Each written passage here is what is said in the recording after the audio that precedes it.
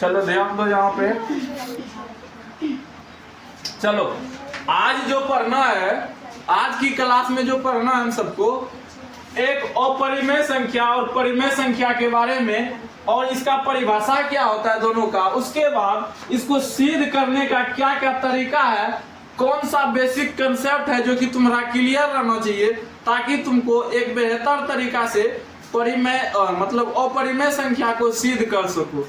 क्योंकि ये तुम सब जानता ही होगा, अगर क्वेश्चन देखा होगा, प्रीवियस क्वेश्चन देखना उल्टा करके, उसमें हर साल ऐसा कोई भी एग्जाम नहीं है जिसमें ये क्वेश्चन पूछा नहीं जाता है अपरिमेय संख्या।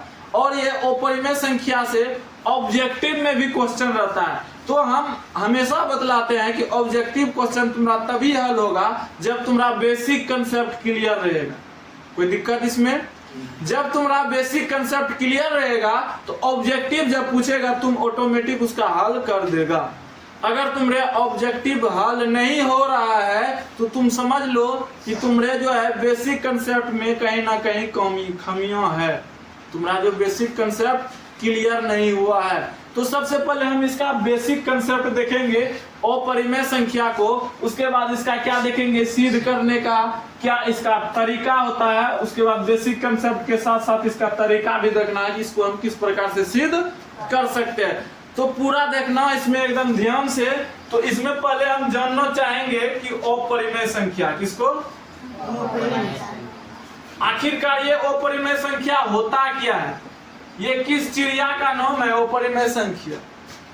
अपरिमेय संख्या का बात हो रहा है, अब हमको समझना होगा ना कि अपरिमेय संख्या आखिर होता क्या है।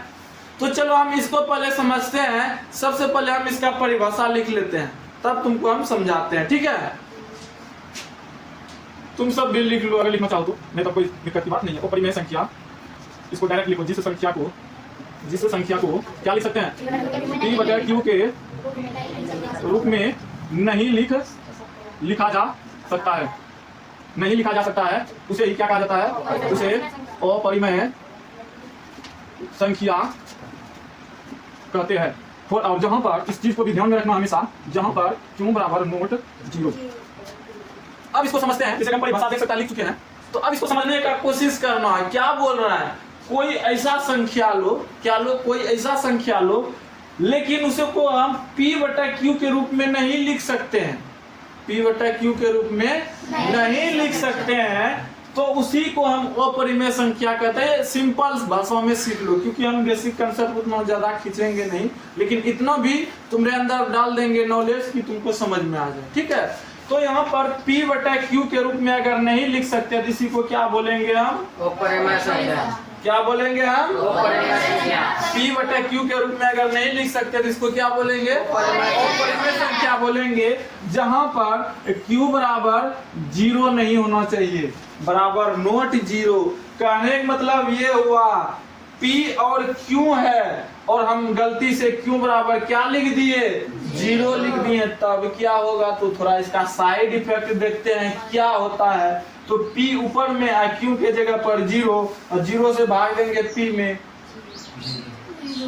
0 होगा। कैसे होगा 0? ये कभी कटेगा? कटाते कटाते मर जाओगे, जिंदगी गुजर जाएगी।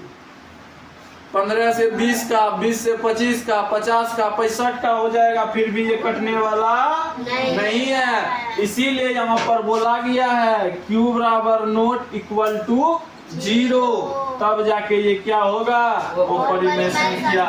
अब इसका जस्ट उल्टा होता है परिमेय संख्या। क्या होता है जस्ट,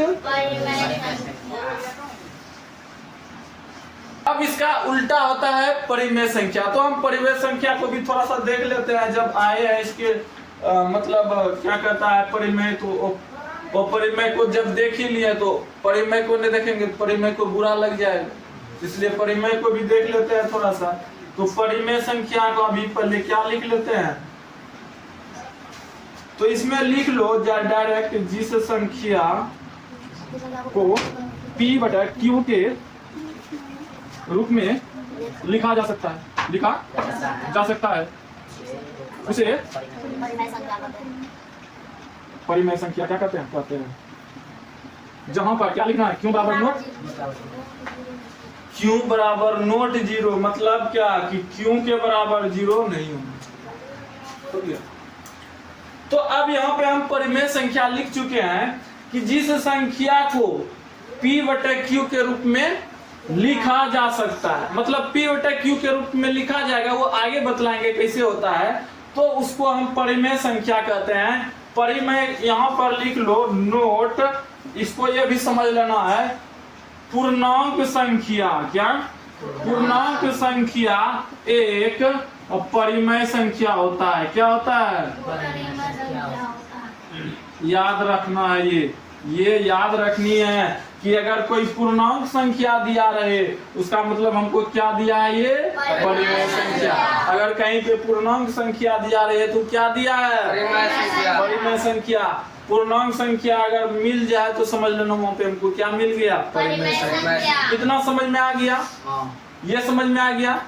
अब थोड़ा सा हम सिद्ध करने के तरीका पर चलेंगे कि इसको हम किस प्रकार से सिद्ध कर सकते हैं। इसका एक एक बेसिक कंसेप्ट सीख लेना है, उसके बाद तुम्हारे साथ कोई भी बोल देगा √3, √3, √5, √7, कोई भी बोलेगा कि अपरिमेय संख्या क्या करके दिखाओ, हमको सिद्ध करके दिखाओ, तो तुम बिल्कुल आसान भाषा में इसको कर सकता है। ठीक है, रटने की कोई जरूरत नहीं, सिर्फ देखना है कि कैसे हम इसको बेसिक कंसेप्ट समझा रहे, तो उसको ध्यान से समझना। ठीक है, तो चलो हम पहले इसको मिटाते हैं। अब इसका कंसेप्ट देखना है हमको। अभी हम क्या बतलाए कि हम अभी क्लियर करवा चुके हैं परिमेय और अब इसका एक कंसेप्ट देखेंगे जिस कंसेप्ट पर ही सिद्ध होता है। वो कंसेप्ट अगर तुमको याद हो गया तो तुम वो बिल्कुल आसानी से उसको क्या कर सकता है, सिद्ध कर सकता है। तो कंसेप्ट को हम पहले क्या करते हैं, इस पर लिख लेते हैं, उसके बाद तुमको समझाते हैं। ठीक है, तो चलो हम लिखते हैं, जिसको ये हम नहीं बोल रहे हैं, हम बोल रहे हैं क्या? इसका प्रमेय जो है, प्रमेय वही बोल रहा है, प्रमेय कि क्या बोल रहा है कि यदि P एक अभाज्य संख्या, अब अभाज्य संख्या का बात हो रहा है, तो अभाज्य संख्या किसको बोला जाता है? अभाज्य संख्या तुमको पता होना चाहिए कि अभाज्य संख्या उस संख्या को कहा जाता है जिस संख्या में एक और स्वयं के अलावा किसी से भाग नहीं लगता। फॉर एग्जाम्पल हम 3 बोलेंगे, इसको कटाओ, किससे किससे कटेगा? एक से और 3 से। इसके अलावा और किसी से कटने वाला है? एक और 3 से। वही अब यहाँ पे बात करेंगे 4, बताओ किससे किससे कटेगा? तो ये 1 से भी कट जाएगा, 2 से भी कट जाएगा और 4 से। इसका कहने का मतलब ये अभाज्य संख्या हुआ? नहीं हुआ। और ये क्या हुआ? अभाज्य संख्या। तो अभाज्य संख्या समझ में आ गया है कि जिसमें एक और स्वयं के अलावा किसी से भाग नहीं लगता है, तो उसी को क्या कहा जाता है? अभाज्य संख्या। चलो यहाँ पर अब क्लियर है। तो अब इसको हम सिद्ध करने का कंसेप्ट क्लियर करेंगे, तब उसके बाद तो यहाँ पर अब तो यहाँ पे देखेंगे कंसेप्ट क्या कहता है, कंसेप्ट क्या कह रहा है। तो देखेंगे ये कह रहा है अगर P जो है a स्क्वायर को क्या कर रहा है? विभाजित कर रहा है। P जो है a स्क्वायर को क्या कर रहा है? विभाजित कर रहा है। तो P जो है फिर इसके a को भी विभाजित करेगा। a स्क्वायर को अगर विभाजित कर रहा है तो इसके जो a है ना, ये नीचे में, उसको भी विभाजित करेगा। करने का मतलब ये हो जाएगा अगर 3 और 6 स्क्वायर को विभाजित कर रहा है, 3 अगर 6 स्क्वायर को विभाजित कर रहा है तो 3 6 को भी विभाजित करेगा। ये यही बतलाना चाह रहा है इसमें। और इसका आगे में किस प्रकार यूज होगा हम बताएंगे। ये पहले तुम कंसेप्ट क्लियर करो। क्या कहता है? अगर P a स्क्वायर को विभाजित करता है तो P a को भी क्या करेगा? करने मतलब 3 अगर 6 स्क्वायर वाला को विभाजित कर रहा है तो इसका मतलब समझ लेना कि 3 किसको विभाजित कर देगा? 6 को। तो इस कंसेप्ट का हम आगे यूज करने वाले हैं, इसको लिख लो तुम सब।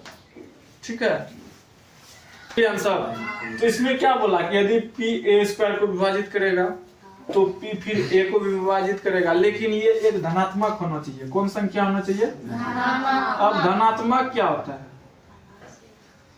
प्लस, मतलब वो हमेशा प्लस में होना चाहिए। तो तुमको देखना, जब भी तुमको सिद्ध करने देगा अपरिमेय संख्या तो वो प्लस में ही रहता है। कभी देखा है? सिद्ध करो कि रूट अंदर -3 एक अपरिमेय संख्या, कभी देखी है? तो जब भी देगा एक ही चीज, क्या चीज में देगा? प्लस। ये चीज याद रखना। तो अब इसको हम मिटा सकते हैं। इसका हम आगे यूज करेंगे। ध्यान रखने का कई प्रकार होता है। लिख देगा प्रमाणित करें। क्या करें? प्रमाणित। सिद्ध। प्रमाणित करें या सिद्ध करें। प्रमाणित करें या सिद्ध करें कि √3 इसके जगह क्या लिख सकता है? √2 √5 एक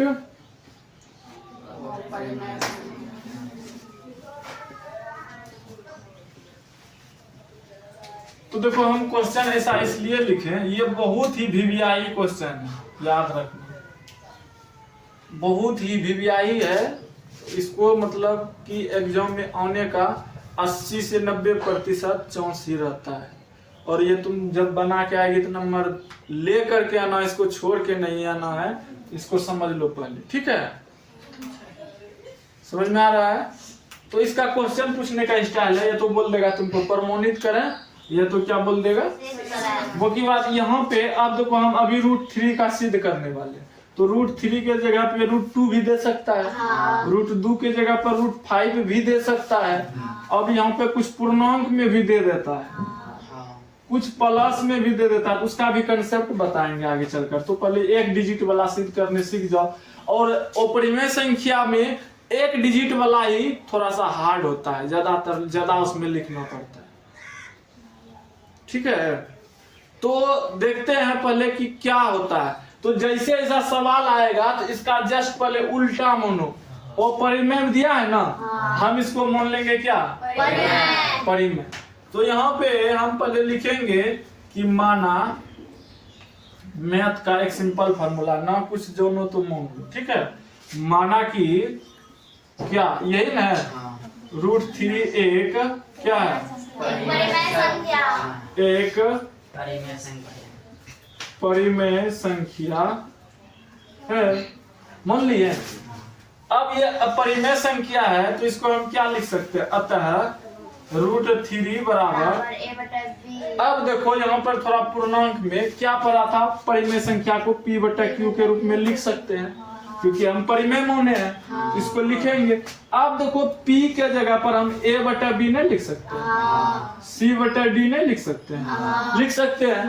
तो हम यहाँ पर A भी लिखेंगे। तो ये बढ़िया होता है लिखने में, इसलिए हम ये मान रहे हैं। तुम चाहो तो ये भी मान सकते हो, कोई दिक्कत नहीं। तो A/B जहां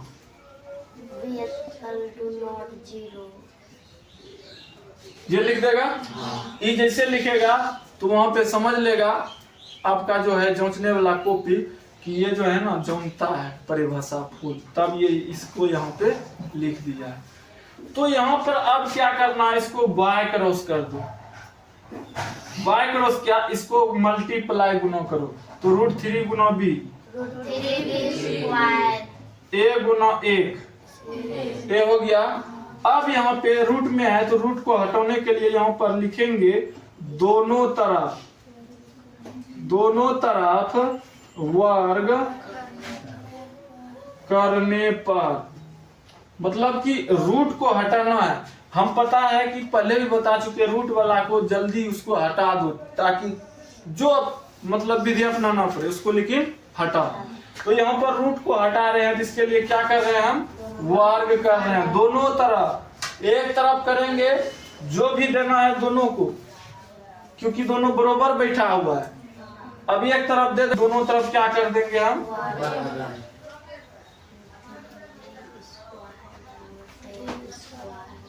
हो गया। अब √3 का क्या हो जाएगा? 3। अब देखो यहाँ पे आया है, और यहाँ पे क्या बोला था?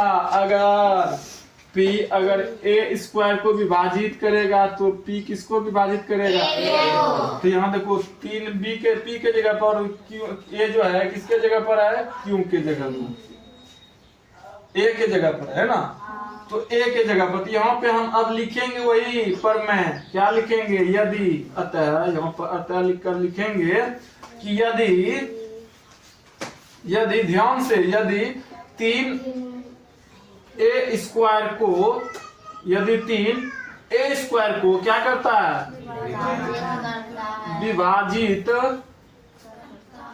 करता है तो 3 किसको फिर विभाजित कर देगा, ए को भी विभाजित करेगा। क्या करेगा, विभाजित। इतना लिख लेंगे। ये तुम्हारा एक स्टेप हुआ। यहां से इतना पर ही नहीं छोड़ना है, इसके जगह पर और लेकर चलेंगे। क्या लेकर चलेंगे, और लेकर के चलेंगे। तब तक इतना जो किए हैं इसको लिख लो, ठीक है। इसको लिखो, हम बाद में आगे स्टेप लेंगे। अब यहाँ पर पुनः एक बार जांच करेंगे उसका। और पुनः a बराबर हम 2c रखेंगे। 2c 3 रखिए। देखो जिसको सिद्ध करेंगे, जैसे रूट 3 कर रहे 3 रखेंगे, तो लिखिए रहा है। देखो यहाँ जैसे कि a का मान यहाँ पर रूट हम सिद्ध कर रहे हैं 2, तो यहाँ पे 2 रखेंगे। अगर 3 कर रहे हैं क्या रखेंगे, यहाँ 3c रख दिए। a का मान क्या रखने पर, तो अब इसको फिर क्या करेंगे, स्क्वायर करेंगे। क्या हो जाएगा, इसको जब स्क्वायर करेंगे क्या होगा, a के जगह पर क्या आ जाएगा, 3c और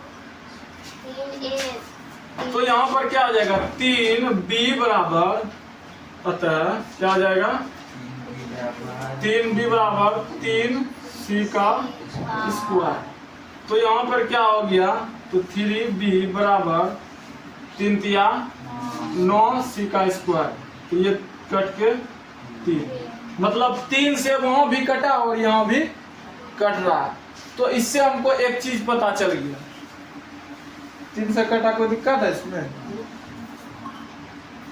अब देखो यहाँ पर क्या हुआ कि जब हम a बराबर 3c रखे, तो यहाँ पर हम उसका जब मान पुट किए, यहाँ पर रखे, इसका जब स्क्वायर करेंगे तो 3 तिया 9 होगा। 9 को फिर 3 से डिवाइड करेंगे तो यहाँ पे 3c स्क्वायर बचा।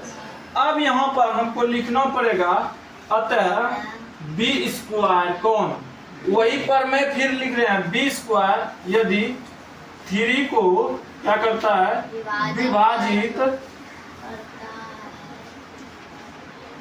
करता है तो b 3 को भी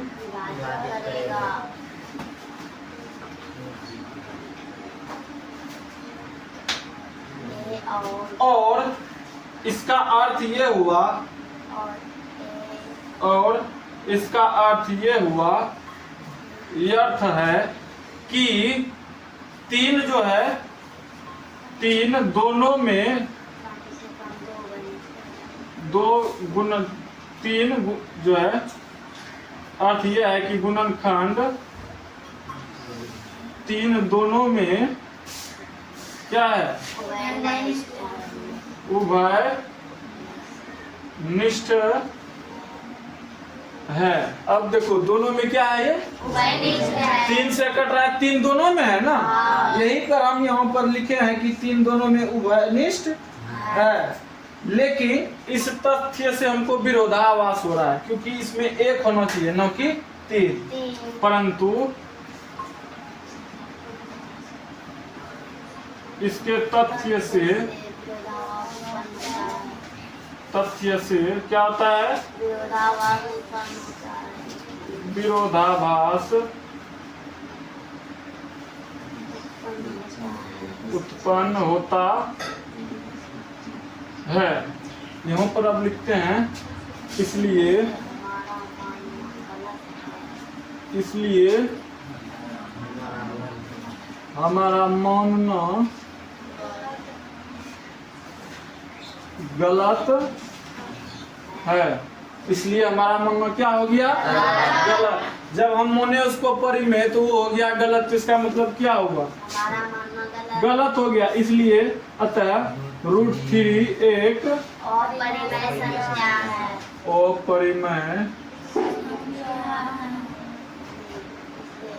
अपरिमेय संख्या है। ये क्या हो गया तुम्हारा? प्रूफ। अब यहाँ पर यही थोड़ा सा लिखना पड़ता है पहला कंसेप्ट, तो ये खुद सेम टू सेम पर मैं आया है यहाँ पे देखो कि यहाँ पर जो मौन बैठा कर कटा है, इसके बाद तो यहाँ पर मैं लिखे है। अब दोनों 3 से अगर कट रहा है दोनों, तो इसमें कौन गुणनखंड उभयनिष्ठ है? 3। लेकिन इस तथ्य से हमको क्या होता है? विरोधाभास होता है। इसलिए हमारा मानना क्या हो गया? गलत। और अतः इसलिए √3 क्या है? एक अपरिमेय संख्या। किसी को कोई इसमें डाउट भी है? किसी को कोई दिक्कत इसमें? समझ में आ गया सबको? तो ये बन जाएगा अब। तो अभी एगो बनवाएंगे सवाल तुम सबसे, तो पहले इसको लिख लो।